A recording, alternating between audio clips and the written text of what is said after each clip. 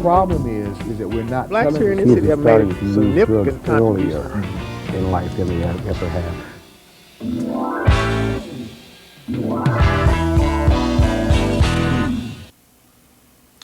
Hello, welcome to Minority Focus. I'm your host, Jimmie Moore. We've got a lot of young people out there doing a lot of things that they shouldn't do. I mean, maybe I should have preceded that with a lot of young people doing a lot of things they should, doing very well. But then there's an element of youth in our society that get waylaid in the activities that they participate in. A lot of that is due, unfortunately, to some of us older people, adults that don't pay the proper attention to them, don't reach out to give them that helping hand and good sound advice, nurture them by example and by advice. Fortunately, we have such young men as Cecil Barnette in the city of Paducah that is very interested and cares about what's happening with youth and spends a lot of time dealing with them in a lot of different areas. Hey, welcome, bro. Appreciate How you it. doing? All Hey, right. come Glad on to out. be here. Took us a while, didn't it? Yeah, just a little while. I know you in a lot of stuff, man. You in a lot of stuff that Right. carries you through winter and summer, and you never Yes, sir. stop. Keeps me Always going. going on. What's one of some of the things that you? Well, first, I'm married. Of course, you know, my wife, Nicole. 5 beautiful kids, 10-year-old, 4-year-old, well, 5-year-old, let me get that right. 5, 3, and then I have twin boys that are 19 months. So at home, I'm already busy. Exactly. So I keep them busy. So when we stay busy in what they do, what we have them in, and then I coach Paducah Middle School girls basketball, 7th grade, and I love that, you know. And I try to coach my daughter's teams if she wants to play basketball, if she wants to play softball. She loves softball. So this year I took a year off because I helped with Tillman. I was actually the assistant coach with Tillman softball. And I'm not going to be doing that this year. So more than likely, I'll be coaching her softball team again. So I stay pretty busy with the kids. I've done a lot of work with church also. Show you what prayer do. The man prayed for his son, got two. Yeah, two of Twin them. boys. Right. God is good. That's outstanding. Prayer do things like that Oh for yes. you. How'd you get into it? Did you just decide one day, I want to help kids? Was there anything that jump started you into it? Well, I'll go back. When I was in the military, joined the military in 1991. I got out in 1996. And when I got out, I lived in Tacoma, Washington. That's where I was actually stationed, Fort Lewis, Washington. And while I was there, I saw youth doing different things, going to high school basketball games, going to boys clubs and different things like that. And I didn't officially work with kids or anything, but I talked to a lot of kids, you know, just say, hey man, how you doing, you know, and see what's going on in their lives. Just anything I could tell them to help them, I always done that. And just when I come home to Paducah, this is my home. I come back to Paducah in '98. I just wherever I saw where I could give someone some advice or maybe help someone, I try to do that. I know, you're very much about their physical well-being in the coaching that you do, the sports, but I also know that you have a stake in their spiritual lives and that you function in some capacities on that level, like in your church, for example. Right. Well, in my church, member of Washington Street Missionary Baptist Church, and I hadn't been able to because of just my job, school, and coaching and everything. I hadn't been able to, but I used to work in a program we have at our church called True Love Waits.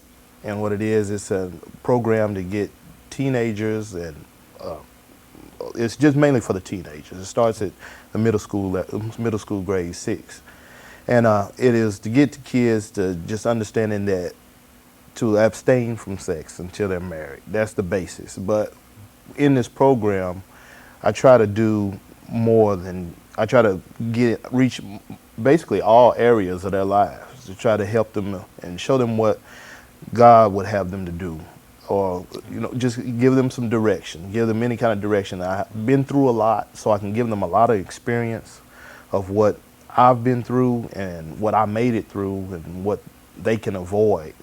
So I've done that for 3 years, and like I say, in order for me to go to school full time, to be able to work and provide for my family, I had to work full time, go to school full time, and also coaching.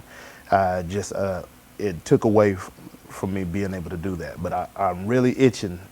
I'm really itching to get back to a regular work week and to be able to get back into that program. And that, from what I understand, that True Love Waits program was well attended. Well attended. A lot of youth were Right. participating in that. Was there a graduation of some sort just a little while back? Well, they had it was a wedding ceremony. I didn't get to attend. I had to work, but my wife, I think she made the cake, and she made them an actual wedding cake. Right. And so in that, I believe they gave rings to each student, each graduate, Right. and it was just for them that was their way of making a promise to abstain from sex Wow. until they were married. And they were really serious about that. It wasn't like a joking matter. They took No. it dead serious. Mm-hmm. They studied. There were materials to study Uh-huh. and people to talk to them about it, and they took it to heart. I mean, it wasn't Okay. just a game or somewhere to go or somewhere to be. Right. They were really about that. What were the age groups in that? It starts from, well, like I said, the program starts from 6th grade up till seniors in high school. But I think the graduates more than likely were seniors in high school. I'm not sure. I actually missed it, but I believe the graduates were seniors in high school. Right. How do you see them? How do you see the youth that you know, or that you don't know for that matter? How do you see Right. Paducah's youth? They're coming around, going to the dogs, getting better, bouncing back and forth, the scales balancing sometimes not, or what? I would say both. I say there's some that are getting better, and there's some that are going backwards. But every single one of them, every single child that I see is looking for some type of direction. The problem is they're getting it from different places. Now you got a lot of them getting bad information, getting bad direction, and then you have those that are getting a good direction. And I believe with our youth, if we steer them in a direction, and as parents, the community, if we steer our kids in a direction, then they will go that direction because they're looking for it. The kids are looking for direction. They are. It would be really bad if they weren't. If our kids were just doing whatever and didn't care about anything. But our kids here in Paducah that I see are looking for some type of direction. A lot of people say it stems from home. It's because they aren't getting the right things at home. And that's a hairy issue, I know, but I know this personally. When I married, when we began having children, we didn't have the faintest idea what we were doing. We hadn't taken any classes on how to raise kids. Right. We were young and all of that, So it's like learn as you go or whatever. There was nobody there to say, let me tell you this because I know this, I've experienced this, or I studied this. Okay. So that may be true in a lot of cases. They're not getting what they need from home Right. because parents don't know. Right. A lot of cases where the single parent, kind of thing, working mother by herself, so the kids don't get that attention. One thing I've heard often is that the most important thing is a male figure. You find yourself in that position, not just being a coach or whatever, Right. but also in that male figure position where they're looking for you for something. Yeah, they're looking for something. They would be curious. Like I say, they're looking for direction. So if I believe if a child doesn't have that male figure somewhere, then one does appear, then they want to see how you act. They want to see maybe they want to see how you act to the things they do. And it is definitely, they definitely are curious to, and they need some type of male figure to just come say, hey, you're doing a good job. Hey, I like how you do this. or hey, how was your day today? I think they really appreciate it. Right. And it's such an easy thing to do. Right. You know, it doesn't take a whole world of effort. You Right. know. I wonder often about those violent young people out there, you know, who somehow got violence bred into them. You know, is what Oh, they. man. How do you deal with them? How do you deal with that violent kid that doesn't want to hear what you got to say, really? Right. And you're trying to tell him something to help him. Well, they're getting it. Well, up first, just where they're getting it is a lot of it comes from just different surroundings, music, other kids. A lot of, and I believe it comes from maybe a home. But so they are. You have those kids that are violent, that don't want to listen, that don't want to hear anything you got to say. They already have everything figured out. So with me, there's some that I've spoken with. So I've ran across some children like this, and I've spoken with them. I told them the things that I've seen. Living in Tacoma, Washington, I've seen actual gangbangers.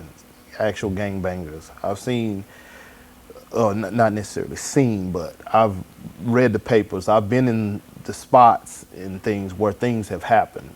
Where here in Paducah, it's not as serious. Right. You know, we've had different things happen here in our city that shocked the city, but in bigger cities, it's an everyday thing. For sure. So what I try to do is tell them, hey, I lived here. I saw this. Yeah. And I saw a guy like you, and this is what happened to him. And when you tell a kid real life and tell them this is what this happens, and if you know, being able to understand them a little bit, and I try to break it down to them so they actually looking at me like, wow, that's cool what I'm talking about. But really what I'm doing, I'm just trying to get in so they will understand what I'm telling them. For sure. And after you tell them, sometimes you get a little moment of silence or something where it's sitting there and it's sinking in a little bit. Right. Right. If there's something that you've lived that you can relate Right. that they can relate to, Right. and they see that you were there but you're here now, Right. you know, maybe sometimes that's like a draw for them. Sometimes not. Like I said, there are those elements, and it's in every one of us. I mean, in every segment of adults, children, whatever, there's that element that simply ain't gonna hear you. I mean, you know, I hate to say it's totally lost, Right. but it's super difficult to reach and don't want to hear what you have to say. But you have to keep trying with them. I know. I mentioned in an earlier show that I knew that Reverend Reynaldo Henderson of Washington Street Church, don't know if he still does or not, used to make it a point to be seen at Paducah Tillman High School, to walk the hallways, to be in the classes, to be physically seen, which says to a lot of kids, I care about you. I don't have to be here. Right. You know, I just want to be around you. I know that before he started working there, Richard Abraham did that too. Just make it a point just to be around, you know. Have you ever been able to get into that kind of position? No, I haven't. Not to be able to step into the schools. Right. Now, I do make sure I step over in McNabb, and I may go over to eat lunch with my girls. You know, I was there today. As a matter of fact, I went to eat with my 5-year-old, Right. and I missed it. But all the kids that were around her, hey, I know you. Hey, you such and such, and then I saw you here, and wave and speak and talk to me. And it makes you feel good. For sure. And I'm sure they feel good. I mean, it's good for them to see a male figure show up, come to school, eat lunch with my daughter. But it's good for them to see somebody just come and say, hey, how y'all doing? Okay, I know you too. Okay, you know, different things. And going to the schools and the different things for Pastor Henderson and Richard Abraham, what it shows the kids is I'm not just here just to show my face. I'm here because I do care about you. And that's what's important, is that the kids know that you do care about them. If kids don't think you care about them, they don't want to hear too much you got to say. It's about time too, because, you know, speaking the words, that's neither here nor Right. there. You know, but when you're there physically, Right. then it says a whole nother thing. Yeah, you ever think of in terms of any kind of program, or what kind of programs are there out there that you would like to see kids get involved with? You ever get into any of that? We talk, me and a friend of mine, Harvin Harris, he's a barber. We talk a lot about different things, and I'd like to see the kids have just more positive things to do. Right. Well, when we were younger, we had, this is kind of simple, but we had dances. You know, we had dances, if it was a Friday, we had a dance. It might be the community center would be open, Right. the boys club might be open, and then sometimes maybe the armory was open. Right. You know, and for different reasons, kids acting up, different things happening, they don't have that anymore. So basically when it comes down to Fridays and Saturdays, our kids really don't have a whole lot to do. Now, some churches have stepped up and they do different things, throw dances and different things for the children. And but it's not just the dances. We need more things for our kids to get into, more positive things. Right. I would love to see more basketball programs. When I was in Tacoma, of course it's a bigger city, but still, I was in Tacoma and they had midnight basketball on the weekends. Where it would be the YMCAs, but they had where the kids would go 12 o'clock, you check in, you play basketball till 2 o'clock, something like that. You know, and they had really, really big turnouts. I mean, really big turnouts. And it was, I don't remember it being a whole lot of any kind of, you know, any kind of extra stuff that you don't need. They didn't have a lot of that going on because the kids knew if you messed up, you wasn't coming back. And this was the big thing on Friday and Saturday nights. Exactly. So things like that, you know, they had midnight basketball leagues and, you know, and that's just on the sports and the physical. But I mean, the girls would come and you could watch and everything, and girls come and play. You know? Yeah. So, That would be an excellent thing, because that's one of those dangerous hours, especially on Friday and Saturday nights. Yes, you know, sir. like between 10 o'clock and 2 o'clock, you know, whatever. That's when things to get wide Whole open. lot So happen. maybe that's something that could happen here in Paducah one of these days. I think they close that down about 9 o'clock, 10 o'clock at night down there. Fort Park closes at 9 or 10 o'clock at night. Right. Maybe that's something somebody could. I imagine you thought about any number of things that you'd like to see, but you've got to be realistic about what can actually be done. Right. And once you start throwing ideas, you know. Right. Here, we kind of, I'm not going to say limited. I think there's a lot of things that we can do. I think our numbers are kind of low here. Just in the inner city, I think our minority numbers are low compared to the rest of the county. And I think if we get bigger numbers, if our numbers ever came up, we got more people to move here, or we could keep more people here. If it was something here for the kids to look forward to, then I think if we could keep more kids and maybe get more people in, then our numbers will grow, and then maybe we'd have more people, you know, able to do different things. And I think a lot of people have been here, and some people may be just tired. You know, you taking care of your family, you thinking about trying to make it.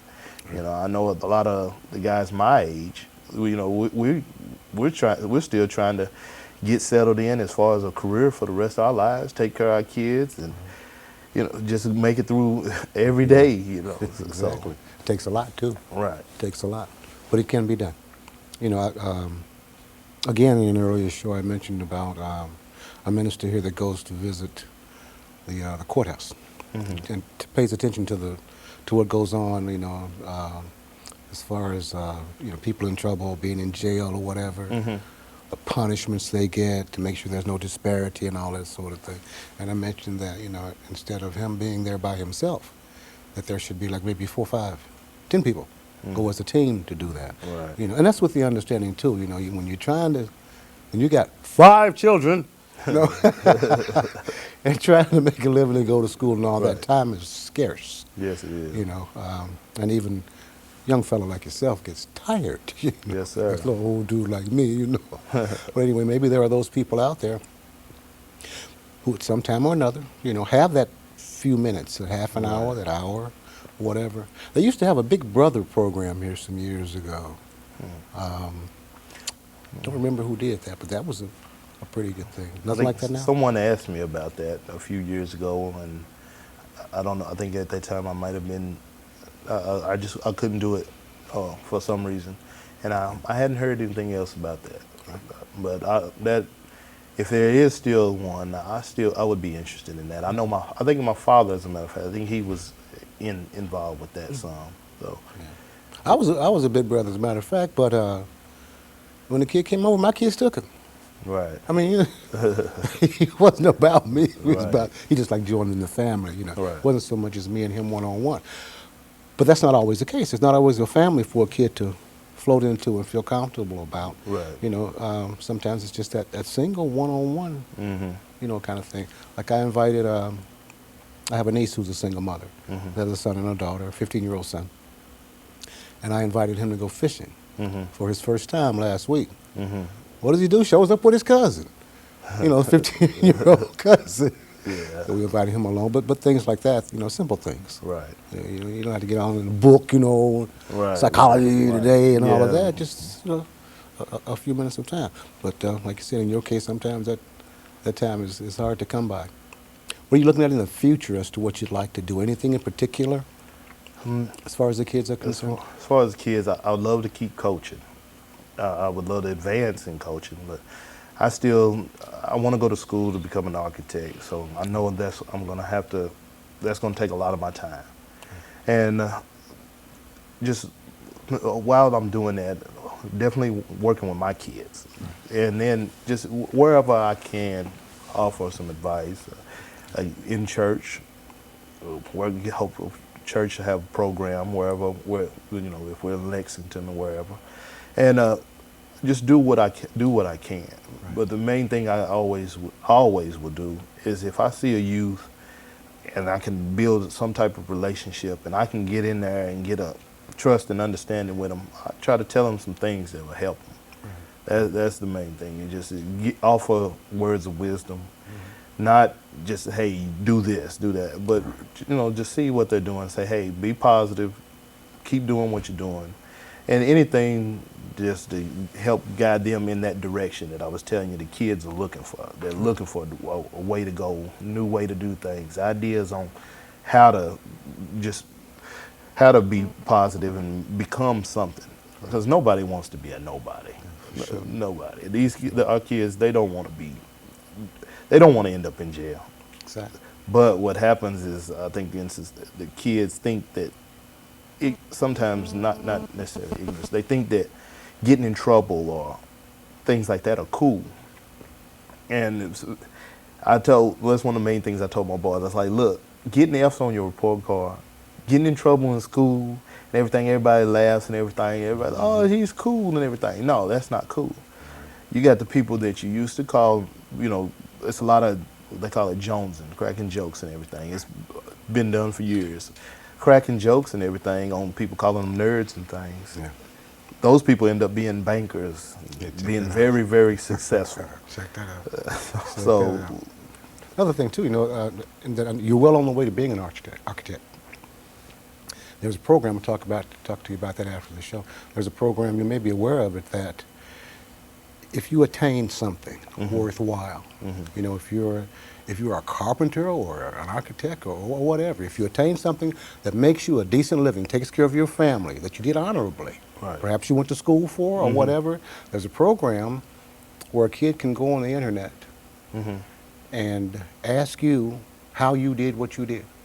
What were your steps to get to where you are? Maybe you'll be able to get involved with that. Oh, I'd love to do that. that. That's a remarkable way to help kids without... That's definite. I would do that anyway. Since the internet is everything nowadays, if you can't get that physical one-on-one, then they can punch some buttons and get some information on how to do something. That's like I said, we'll talk about that. As a matter of fact, I need to bring that back to the show again. We've not talked about it. It's excellent. Okay. Excellent program. And we'll talk about that. And even right now, what you're doing, right. Maybe they can see how a person progresses, in what they do. Right. Somebody said once, well, Jimmy, you ought to get on there. I said, well, man, I talk. That's all I can't tell you how I went from there to there, conversation and what have you. That's an interesting thing to do. And the field you're talking about, we really comes, the average brother ain't thinking about no architect, what I'm saying? Yeah. No, I don't know. I know some people who've been in the architecture field, But it's not something that when you say, hey, what do you want to be? Exactly. You got the first thing is the NBA. Yeah. That's the first response. I did it in my class with the church. It was NBA, NFL. Right. Those were the main two. One said a doctor, but the reason he said a doctor is because his father is a physician's assistant. Wow. So you see that, and that helps. That it helps out a whole lot. So that's something he knows is attainable because he sees it. Exactly. So, As his father did it. but Yeah, that's the cool. the NBA, yeah, that's the number one response. Yep, I would imagine, But see, even then, you can't depend on that kind of stuff. No, What's you my can't. boy's name for U of L? Just broke his leg in the first game of the year. Brandon You know what I'm Jenkins. saying? I know he's gone to the pros. Probably been thinking about that since high school, right? Right. But, hey, Yeah. things don't happen. Average Right. cat don't make that. There's something else out there. Yeah. But the average young brother now, you say, well, what are you? Say, I'm an architect. What? Architect, Right. what you do? You draw? Because it's not something that we often see as attainable. Right. And you don't know you can do it, and your evidence. I'm that you going can to. do it. We got a couple more minutes here, though. Okay. But it's good to see you doing what you're doing, and it's good for them Right. to see you doing what you're doing, because without speaking a word, you're speaking everything. You're saying you can do this. Right. Never will forget, having heard that a single mother raising two boys in Elmwood Courts, Mm-hmm. and both of them became Rhodes Scholars. Mm-hmm. All depends on that influence, Right. that you do, and how you deal with the kids. It makes them better, man. Right. I know we're gonna be seeing a lot of you, we might not after them 5 kids get through wearing. Yeah, that's true. But I know when you have time, you're gonna be about trying to do a lot more positive stuff. Right. Try to do what I can. Yeah. I'm humble with it. God's blessed me and not proud of where I'm at. If once you become proud, like I say, pride comes before the fall. Exactly. So I'm humble. God's blessed me to be where I'm at, and he's going to bless me to be wherever he wants me to go. And that I stick to that, and it makes everything stay in focus. I don't get the big head, I guess you would say, or get to where I think I'm better than anybody, because I'm not. This kids, they can become exactly whoever it is. Exactly. And like you said, to become an architect, that just carries more weight when you're talking to someone. For sure. Success makes people listen to you sometimes, especially kids. Yes, for sure. So, It's like any good that I am, or any good that I have, or any good that I've become is because of the Lord. Exactly. That you'll be all right. Thanks for coming, man. I no appreciate problem. it. At long last. Like you've been trying to get me here for a while. Yep. We'll get it again sometimes, for sure. Yeah. Take care. God bless you, man. Bless you too, Jim. For Minority Focus, I'm Jimmie Moore.